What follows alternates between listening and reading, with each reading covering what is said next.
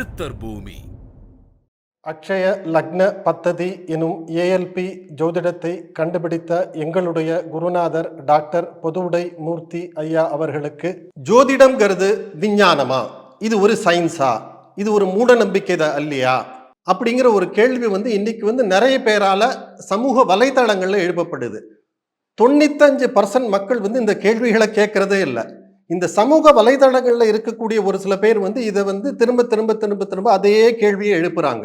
நம்ம இங்க ஒரு சில அடிப்படைகளை நம்ம பார்க்கணும். கண்டிப்பா சயின்ஸ்னா என்ன, விஞ்ஞானம்னா என்னங்கிறத நம்ம பார்க்கணும். ஒருத்தருக்கு அது ஐன்ஸ்டீனா இருக்கலாம், இல்ல நியூட்டனா இருக்கலாம், இல்ல இவர் டாக்டர் அப்துல் கலாமா இருக்கலாம். எந்த ஒரு சயின்டிஸ்டுக்கும் ஃபர்ஸ்ட் எப்படி அவங்க ஒரு இதை உருவாக்குறாங்க, இது எல்லாமே நம்ம அடிப்படை வகுப்புல நம்ம பயின்ற விஷயம் தான். இருந்தாலும் நம்ம அதை திரும்ப நம்ம ஞாபகப்படுத்திக்கலாம். ஒரு விஷயம் ஒருத்தருக்கு தோணுது, அவர் என்ன பண்றாருன்னா ஃபர்ஸ்ட் அது ஒரு தியரியா அவர் ஃபார்ம் பண்றாரு. அவர் அந்த தியரியா ஃபார்ம் பண்ணதுக்கு அப்புறம் அது லாஜிக்கலா கரெக்டா இருக்கான்னு பாக்குறாரு. அவர் அதுக்கடுத்த ரெண்டாவது ஸ்டெப் என்னன்னு கேட்டீங்கன்னா, அதை கணக்கு மூலமா இது பண்ணணும். பேப்பர்ல கணக்கு போடணும். இன்னைக்கு நம்மளை சுத்தி இருக்கக்கூடிய மனுஷன் படைச்ச அத்தனை விஷயத்துக்கு பின்னாடியும் கணக்கு இருக்கு. அதே மாதிரி மனுஷன் படைக்காத விஷயத்துக்கு முன்னாடியும் கணக்கு இருக்கு.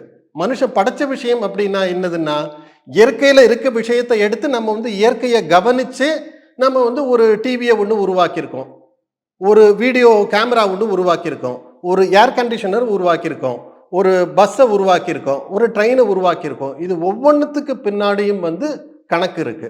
கணக்குன்னா என்ன, 1 2 3 4 தான். அதோட பல்வேறு ரூபங்களில் அந்த கணக்கு போட்டு பேப்பர்ல ஃபர்ஸ்ட் அவங்க ஒர்க் அவுட் ஆகுதா அப்படிங்கிறத பார்க்குறாங்க. சரி, இதுக்கு அடுத்த மூணாவது ஸ்டேஜ் என்னன்னு கேட்டிங்கன்னா, ஃபர்ஸ்ட் ஸ்டேஜ் தியரின்னு நம்ம பார்த்துட்டோம், ரெண்டாவது ஸ்டேஜ் கணக்கு அப்படின்னு நம்ம பார்த்துட்டோம். அந்த மூணாவது ஸ்டேஜ் அந்த கணக்கை நிரூபிக்கணும். இப்போ அந்த நிரூபணம் அப்படிங்கிறது போது அதுதான் சயின்டிபிக் ப்ரூஃப் அப்படின்னு இது பண்ணி சொல்றாங்க.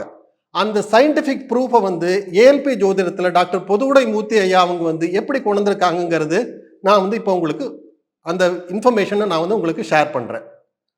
ஐயா இதை 20 வருஷத்துக்கு முன்னாடி இந்த அக்ஷய லக்ன பத்ததி, அதாவது லக்னம் வளருது, லக்னம் மாறுது அப்படிங்கிற ஒரு அற்புதமான விஷயத்த ஒரு 20 வருஷத்துக்கு முன்னாடி ஐயாவோட மனசுல இது உதிச்சிருக்கு. இது தியரி ஸ்டேஜ். இது ஃபர்ஸ்ட் ஸ்டேஜ். ரெண்டாவது ஸ்டேஜில் ஐயா என்ன பண்ணியிருக்காருன்னா, இதுக்குண்டான கணக்குன்னா எப்படி ஒரு இது ஒரு எலக்ட்ரானிக்ஸ் இதுக்கு பின்னாடியோ அல்லது ஒரு எலக்ட்ரிக் ட்ரெயினுக்கு பின்னாடியோ கணக்கு இருக்கோ, அதே மாதிரியான கணக்குகள் கணக்குன்னா என்ன, திரும்ப 1 2 3 4 அதே இதுதான். அதை வெவ்வேறு ரூபங்களில் அது தியரட்டிக்கலாக பேப்பரில் எழுதி பார்த்துருக்காரு ஐயா. அதுக்கடுத்தது மூணாவது நிரூபணமா லட்சக்கணக்கான ஜாதகங்களை ஐயா இந்த அவர் இது பண்ண அந்த தியரி, அவர் இது பண்ண அந்த கணக்கு, அதை வச்சு லட்சக்கணக்கான ஜாதகங்களை ஆய்வு பண்ணி அதை நிரூபிச்சிருக்காரு. இப்போ இதுதான் சயின்ஸ், இதுதான் விஞ்ஞானம். இது விஞ்ஞானமா அப்படின்னு கேள்வி எழுப்புறவங்க எல்லாரும் தயவு செஞ்சு நான் கேட்டுக்கிறது, ஒரு ஏஎல்பி அடிப்படை வகுப்புக்கு வாங்க. நீங்க அங்க இது எப்படி சிஸ்டமேட்டிக்கா கொண்டு போறாருன்னு பாருங்க. ஐயா அதாவது அவ்வளவு இதுவா எனக்கு பல சமயங்கள் ஆச்சரியமா இருக்கும். ஐயா இவ்வளவு பணிவு ஏன் இது பண்றாருன்னு. நான் ஒரு இதை உங்க முன்னாடி வைக்கிறேன், நீங்க அதை பாருங்க. உங்களுக்கு பிடிச்சிருந்தா எடுத்துங்க அப்படின்னு ஐயா சொல்றாரு. நான் சொல்லிட்டேன், நீ கண்ணை மூடிண்டு நம்பியே ஆகணும்னு ஐயா சொல்லவே இல்லை. ஒரு விஞ்ஞானி எப்படி சொல்லுவாரோ அந்த ஒரு மனநிலையில ஐயா நமக்கு அக்ஷய லக்ன பத்தி தியரி 20 வருஷத்துக்கு முன்னாடி உருவாக்கியிருக்காரு. அதுக்கப்புறம் தொடர்ச்சியா அதுல வேலை செஞ்சது, அதுக்கு உண்டான கணக்கீடுகளை 1 2 3 4 அந்த கணக்கீடுகளை உருவாக்கியிருக்காரு. 100% இதுல லாஜிக் தான். அது எப்படி ஒரு டிவி உருவாக்கணும், இல்ல ஒரு ஏரோப்ளைன் உருவாக்கணும், அதுக்கு லாஜிக் அவசியம். 1% லாஜிக் கம்மியானாலும் அது வேலை செய்யாது. அந்த மாதிரி இது ஐயா இந்த கணக்கீடுகள் மூலமா உருவாக்கியிருக்காரு. மூணாவதா ஒவ்வொரு இதுலையும் திருமணமா லட்சக்கணக்கான ஜாதகங்கள் ஆய்வு, ஒருத்தருக்கு வேலை ஏன் கிடைக்கல அது சம்பந்தப்பட்ட ஆய்வு, நம்ம வாழ்க்கையில நம்ம அன்றாடம் இது பண்ணக்கூடிய ஒவ்வொரு விஷயத்துக்கு பின்னாடியும் ஆய்வுகள் ஏகப்பட்ட ஆய்வு இருக்கு. ஒரு சில இடங்கள்ல ஐயா தெளிவாவே சொல்லுவாரு, ஒரு சில ரொம்ப அந்த மாதிரியான இது ரொம்ப கம்மியா இருக்கும்.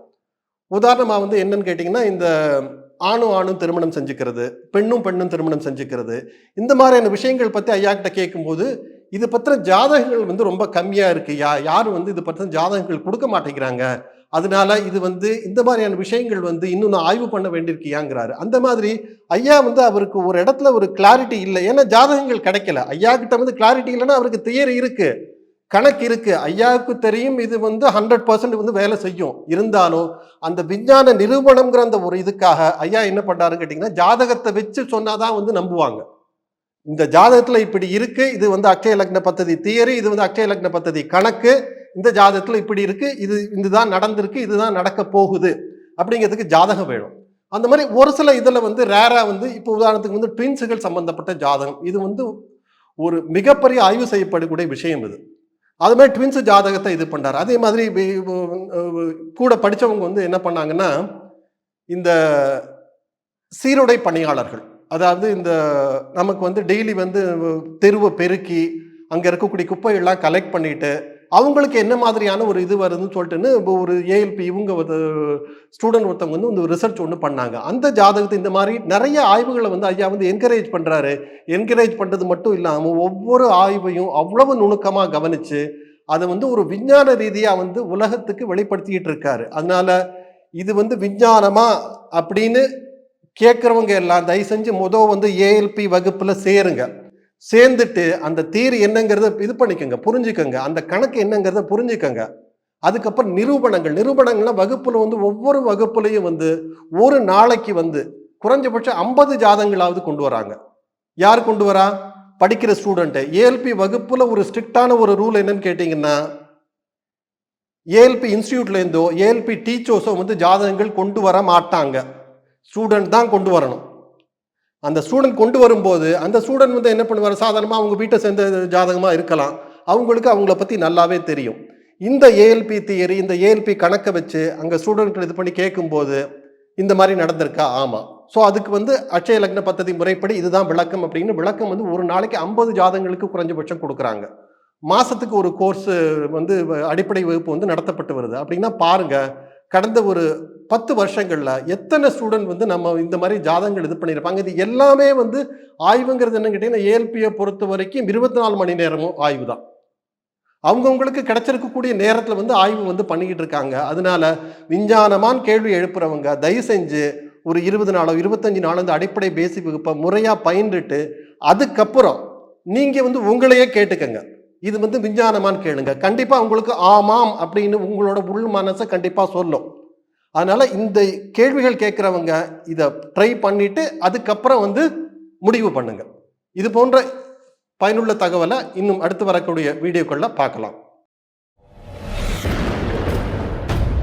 சித்தர் பூமி.